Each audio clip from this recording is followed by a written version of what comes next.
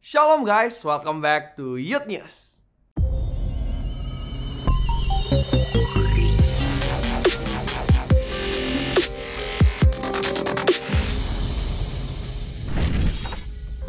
Bagi teman-teman yang minggu depan ingin melakukan ibadah secara onsite, jangan lupa untuk melakukan seat booking di NDC Apps.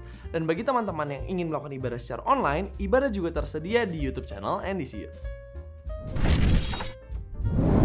Ibadah onsite NDC Youth Central Park diadakan setiap hari Sabtu jam 4 sore di Apple Tower, lantai 8. Dan untuk ibadah onsite NDC Youth Living World diadakan setiap hari Minggu jam 11 siang.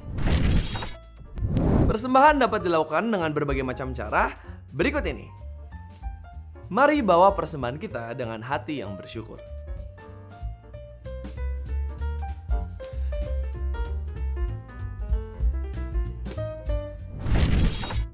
Sekian Youth News minggu ini. Stay safe and God bless you.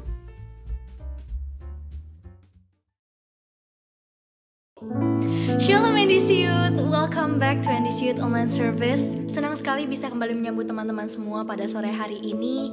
Aku begitu yakin dan percaya dimanapun kita berada saat ini, Tuhan yang sama sedang menyertai setiap kita, amin. Yuk teman-teman, sebelum kita mau bersama-sama menyembah Tuhan, kita mau bersatu dalam doa. Bapa yang bertahta di dalam kerajaan surga, sungguh kami bersyukur Tuhan kalau kami masih boleh melihat kebaikan Tuhan sampai pada hari ini Bapa. Kami masih diberikan kesempatan oleh Tuhan untuk bersama-sama beribadah Bapa. Walaupun secara online, tapi kami percaya Tuhan, kami boleh menyembah Tuhan sebagaimana kami boleh beribadah secara offline Tuhan. Terima kasih Bapa. Kami rindu Tuhan setiap pujian dan penyembahan yang kami naikkan boleh menyenangkan hati Tuhan. Terima kasih Tuhan, hanya di dalam nama Yesus yang siap untuk menyembah sama-sama kita katakan. Amin.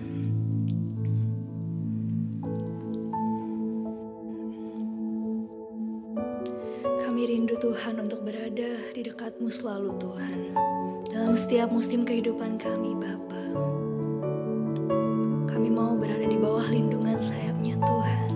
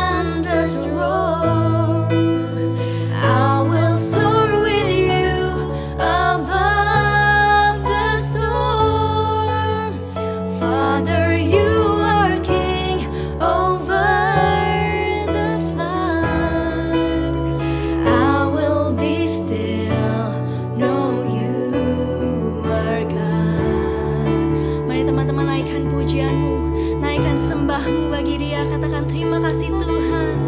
Kami bersyukur Tuhan sebab Engkau baik buat kami. Say thank you Jesus, hallelujah. We worship you Jesus. Kami bersyukur Bapa.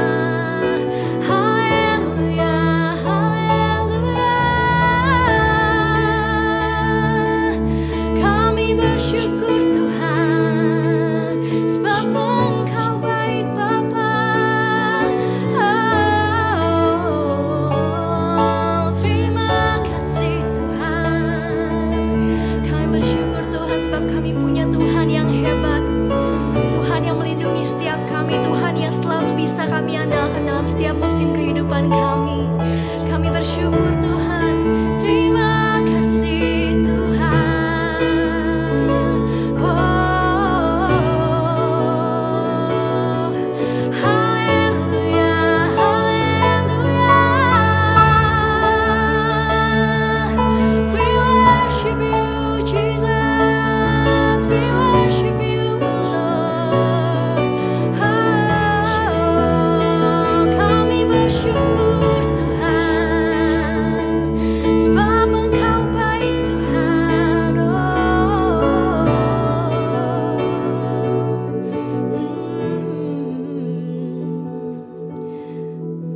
Terima kasih Tuhan.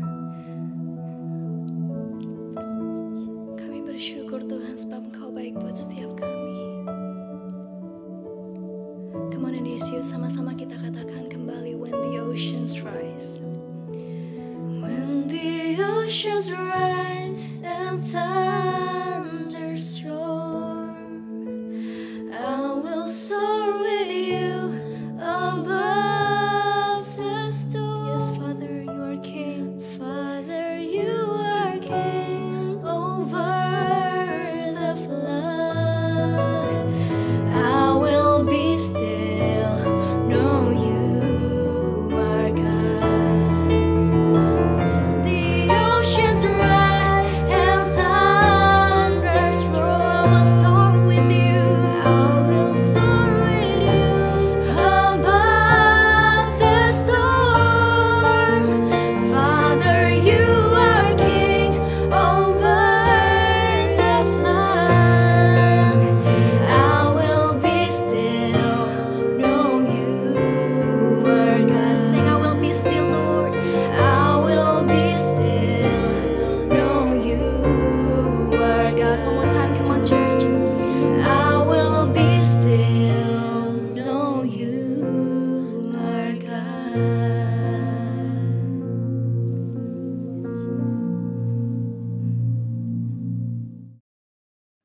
Bapa di dalam surga, kami mengucap syukur Tuhan buat hari ini kami kembali boleh beribadah kepada Tuhan. Walaupun masih dalam secara online, tapi kami percaya Tuhan hadir di tempat kami berada dan Tuhan akan memberkati setiap kami. Terima kasih Tuhan buat pujian penyembahan Kau hadir tengah-tengah kami. Dan sebentar kami akan belajar firman Tuhan, biarkan Kau sendiri yang berbicara buat kami, supaya sungguh-sungguh firman-Mu boleh hidup di dalam kami dan kami boleh melakukannya. Terima kasih Tuhan, kami siap belajar di dalam nama Yesus. Kami berdoa, haleluya, amin. Oke, shalom teman-teman, welcome back to Andy's Youth Online Service. Seperti biasa, I always happy ya bisa sharing lagi sama kalian. Teman-teman, hari ini kita udah di penghujung dari tema besar bulanan kita, The Entrusted Family. Berapa banyak teman-teman yang diberkati? Ya. Dan di bulan ini kita udah bahas tentang keluarga. Saya berdoa supaya setiap materi yang udah disampaikan teman-teman boleh benar-benar merenungkan, melakukannya dan boleh dipulihkan. Karena penting untuk kita memahami dan mengasihi keluarga yang dipercayakan kepada kita. Apapun bentuknya, mungkin problemnya apapun, kita harus mengasihi keluarga kita. Dan hari ini khusus saya mau membahas tentang Entrusted Family. Tapi family-nya tentang komunitas. Kenapa? Karena hari ini di ibadah onsite kita, kebetulan kita sedang mengadakan circle campaign. Kita sedang menyuarakan supaya teman-teman boleh tergabung dalam komunitas kita. Nah hari ini teman-teman saya mau share di penghujung tema besar kita bulan ini. Saya mau kasih judul The Second Family. Saya mau ngomong tentang komunitas. Ya, teman-teman ngomongin tentang komunitas, kadang-kadang nih setiap kita yang belum pernah tergabung dalam komunitas, kadang-kadang waktu kita mau masuk dalam satu komunitas kecil dalam sebuah gereja, kita tuh suka kayak takut, kita suka males. Kita berpikir, aduh ntar ada yang kenal nggak ya, atau ntar kaku dan sebagainya, karena kita takut untuk memulai. Tapi teman-teman, ada juga yang mau masuk tuh kayak udah mulai apatis gitu loh. Karena mereka mungkin udah kehilangan kepercayaan bahwa nggak ada orang baik lagi. Mereka udah ngalamin banyak hal sama teman-teman sesamanya di sekolah mungkin, di lingkungan mainnya, disakiti, dilukai dan sebagainya. Sehingga untuk kita masuk dalam sebuah komunitas, kita jadi takut. Kita udah mulai jadi kayak nggak pengen lagi gitu loh. Udah mulai sekarang nggak usah baik lagi deh sama orang, nggak usah terlalu baik, nggak usah terlalu gimana banget sama orang. Nah, firman Tuhan juga ngomong hal yang sama loh teman-teman. Di dalam Matius 24 ayat 12 dikatakan gini. Dan karena makin bertambahnya kedurhakaan, maka kasih kebanyakan orang akan menjadi dingin. Karena di sekeliling kita ada banyak perbuatan-perbuatan yang jahat, ya, perbuatan-perbuatan yang mungkin seringkali mengecewakan kita, melukai kita. Kasih kita menjadi dingin. Padahal teman-teman, esensi dari sebuah gereja, kita harus saling mengasihi. Kita mau baca ayatnya juga di dalam Yohanes 13 ayat 34 sampai 35. Aku memberikan perintah baru kepada kamu, yaitu supaya kamu saling mengasihi sama seperti aku telah mengasihi kamu. Demikian pula kamu harus saling mengasihi. Dengan demikian semua orang akan tahu bahwa kamu adalah murid-muridku, yaitu jikalau kamu saling mengasihi. Inilah esensi penting buat setiap kita anak-anak Tuhan. Perintahnya jelas, pesannya jelas buat setiap kita teman-teman. Tuhan mau kita saling mengasihi. Dan di mana kita bisa mempraktekkan saling mengasihi kalau tidak di dalam sebuah komunitas. Bagaimana teman-teman mau mempraktekkan firman Tuhan ini tentang saling mengasihi kalau kita tidak mau masuk dalam komunitas. Apapun pengalaman yang pernah kita alamin, hari ini kita mau belajar untuk kita mempraktekkan firman Tuhan untuk saling mengasihi. Kita memulai belajar mencobanya. Nah, teman-teman, hari ini saya mau bagiin apa yang harus kita lakukan untuk kita bisa memenuhi kehendak Yesus, yaitu saling mengasihi di akhir zaman ini. Langsung aja, bagian yang pertama. Khususnya buat teman-teman yang baru pertama kali mau masuk dalam komunitas nih ya, atau yang sudah ada dalam komunitas, biar bisa lebih lagi. Yang pertama, kita harus connect. 1 Yohanes 4 ayat 21 berkata gini, dan perintah ini kita terima dari Dia, barang siapa mengasihi Allah, ia harus juga mengasihi saudaranya. Nah teman-teman, pertama-tama untuk masuk dalam komunitas, mempraktekkan saling mengasihi, kita harus connect dulu. Maksudnya apa sih? Kita terhubung dulu ya. Kita masuk dulu ke dalamnya. Kadang-kadang kita udah mulai anti dulu, kita udah mulai menilai yang jelek dulu, padahal kita belum mencobanya. Nah, untuk kita memulai nilai-nilai ini, saling mengasihi, kita mesti connect dulu dengan satu sama lain. Caranya ya kita masuk dalam komunitas kita. Dan teman-teman juga harus belajar, karena banyak orang Kristen nggak paham teman-teman bahwa bergereja itu artinya juga berkomunitas. Ada banyak orang berpikir bahwa mereka bergereja cuma datang ke gereja. Dan saya mau kasih tahu teman-teman, kalau kita baru datang ke gereja aja setiap minggu, tapi belum masuk dalam komunitas, kita baru apa? Baru datang ke gereja namanya, belum hidup bergereja. Yang namanya hidup bergereja itu kita bukan cuma datang, tapi kita masuk dalam komunitas rohani di dalam gereja itu. Dan di gereja kita, di ibadah kita punya yang namanya circle teman-teman. Nah kita mau ngerti nih, supaya hari ini kita udah mulai nggak salah lagi. Kita nggak cuma datang aja, tapi kita mau mulai connect, bersekutu dengan teman-teman yang lain. Dan kita mau mempraktekkan untuk saling mengasihi. Nah teman-teman, saya mau mengajak setiap kita untuk belajar ya. Coba dulu, masuk dulu, dan kita invite supaya teman-teman bisa tergabung dalam komunitas kita, yaitu Circle. Connect dulu, masuk dulu. Oke? Supaya kita bisa mempraktekkan saling mengasihi. Langsung aja, yang kedua. Bagaimana kita mempraktekkan saling mengasihi? Yang kedua itu support. Ya, seiring dengan banyaknya masalah dalam kehidupan kita, ya setiap kita pasti punya masalah ya, baik orang-orang yang sekolah, kuliah, kerja dan sebagainya. Kita punya masalah, dan seiring banyaknya pergumulan, kita butuh loh orang-orang yang bisa support kita, dan kita nggak bisa sendiri. Dan betapa luar biasanya ketika kita masuk dalam komunitas, ada orang-orang yang bisa mensupport kita. Dan inilah fungsi esensi dari gereja yang sesungguhnya. Saya bacakan dulu ayatnya buat teman-teman semua di dalam Ibrani 10 ayat 24. Dan marilah kita saling memperhatikan supaya kita saling mendorong dalam kasih dan dalam pekerjaan baik.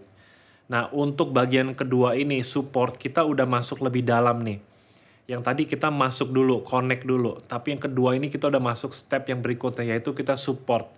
Kita menjadi supportive person. Kita nggak cuma datang, nggak cuma connect, nggak cuma kenal, nggak cuma masuk dalam komunitasnya, tapi kita mulai menjadi supportive person. Kita mulai ikut. Artinya apa? Kita mulai ikut terlibat kegiatannya, kita mulai rajin datang, kita mulai melakukan tanggung jawab yang dipercayakan dalam komunitas itu. Terus kita juga bisa mulai berfungsi. Ada teman-teman di sekeliling kita, di komunitas yang kita ada itu butuh support. Kita bisa support mereka ya. Dan kita menjadi supportive person. Nah teman-teman, ada banyak hal yang saya alami khususnya ya tentang support ini dalam komunitas. Kadang-kadang mungkin khususnya para pemimpin berpikir bahwa ketika saya punya member bahwa cuma saya yang jadi berkat buat member. Padahal secara pribadi saya sangat diberkati dengan keberadaan member-member anggota dari komunitas saya. Gak selalu pemimpinnya yang memberkati membernya, tapi membernya juga bisa menjadi berkat buat pemimpinnya. Ada banyak cerita-cerita, kesaksian mereka, bagaimana mereka kuat, bagaimana mereka strong. Itu mensupport saya secara pribadi dan menguatkan saya secara pribadi. Dan hari ini kita mau belajar di step yang kedua ini, kita jadi supportive person. Bukan cuma hadir, tapi lebih lagi kita jadi orang yang positif dan selalu support. Contoh, misalnya teman kita ulang tahun, kita support. Ada teman kita yang graduation, atau ada teman kita yang sedang mengalami kesedihan, ya mungkin lagi habis putus atau lagi kecewa, gagal dalam tugasnya, gagal dalam sekolah kuliahnya, gagal dalam pekerjaannya. Kita berfungsi menjadi supportive person, gak cuek. Di dalam Galatia 6 ayat 10 dikatakan gini, karena itu selama masih ada kesempatan bagi kita, marilah kita berbuat baik kepada semua orang, tetapi terutama kepada kawan-kawan kita seiman. Nah teman-teman, sebelum kita masuk yang ke berikutnya, saya mau kasih tahu ada hal-hal yang bisa menghalangi kita untuk bisa menjadi orang yang suportif. Contohnya, iri hati, mementingkan diri sendiri. Kadang-kadang kita udah gak bisa suportif lagi kalau kita udah mulai iri nih. Ada orang yang berhasil, sesungguhnya yang benar itu waktu kita menjadi supportive person, kita tepuk tangan, bagus, terus dong. Wah luar biasa, aku happy sama kesuksesan kamu ya. Tapi kadang-kadang kita gagal, kita nggak bisa jadi supportive waktu iri hati udah mulai masuk. Karena itu ini mulai kita mesti hati-hati ya teman-teman. Terus kadang-kadang juga kita suka mementingkan diri sendiri. Ini juga penghalang supaya kita menjadi supportive person. Kadang-kadang kita mulai cuek gitu loh. Kita udah mulai mikirin diri kita sendiri. Kita bilang sama diri kita sendiri, aduh aku aja lagi butuh bantuan nih, aku aja lagi susah, aku aja lagi sulit, aku aja lagi sedih. Aku gak mau support orang yang lagi happy, teman-teman aku yang lagi sedih dan sebagainya. Dan karena dia mementingkan diri sendiri. Nah ini penghalang-penghalang kita menjadi supportive person. Dan satu lagi karena kita suka ngomong perkataan yang menjatuhkan ya. Karena itu menjadi supportive person, kita mesti mengeluarkan kata-kata yang positif dan membangun bagi teman-teman kita. Lalu yang ketiga teman-teman, ya apa yang harus kita lakukan untuk kita mempraktekkan nilai saling mengasihi masuk dalam komunitas. Yang ketiga adalah solve. Ya. Nah solve ini masuk lebih dalam lagi. Tadi yang pertama kita connect, kita masuk, kita terhubung, bangun hubungan, lalu kita jadi supportive person, jadi positif, support, ikut kegiatan circle kita, ikut mensupport circle leader kita, tanggung jawab sama tugas-tugas yang dikasih, setia hadir. Lalu yang ketiga ini solve, kita menjadi pribadi yang problem solver. Solve ini juga bicara tentang apa? Kasih kita itu bukan cuma sekedar saling mengasihi lewat perkataan, tapi solve ini masuk dalam sebuah level yang lebih dalam. Kita memberikan kasih dengan bukti nyata. Ya kadang-kadang kita bisa mengeluarkan uang mungkin, kita bisa membayar harganya lewat waktu, tenaga kita perlu usaha, mungkin perlu pergi jauh ya untuk besuk teman kita sakit dan sebagainya. Nah solve ini bicara tentang kasih dengan bukti nyata, gak cuma dengan kata-kata aja.